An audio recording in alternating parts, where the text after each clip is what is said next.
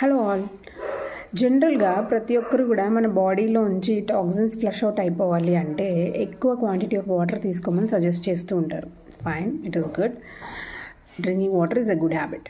But excess fibre food తీసుకోవడం వల్ల ఎక్కడన్నా టాక్సిన్స్, ఎందుకు అంటే మన ఇంటెస్టైన్స్లో కానీ వాటిలో మనం చూసుకున్నట్టయితే అది జస్ట్ సాఫ్ట్గా ఉండదు కదా, ఇన్నర్ లేయర్ అనేది రిడ్జెస్ లాగా ఉంటూ ఉంటుంది. సో అలాంటప్పుడు ప్లెయిన్ వాటర్ అనేది దేనికి యూజ్ అవ్వదు.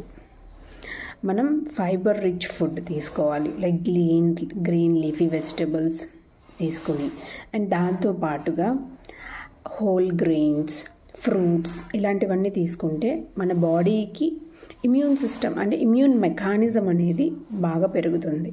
సో డైజెషన్ ఇంప్రూవ్ అవుతుంది, అబ్జార్ప్షన్ ఇంప్రూవ్ అవుతుంది.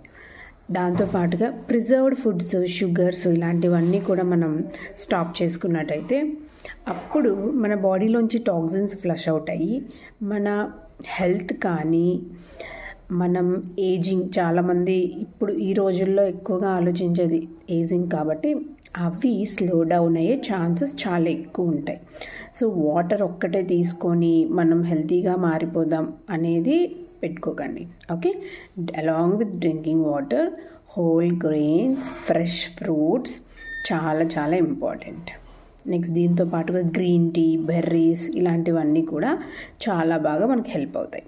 Okay, thank you.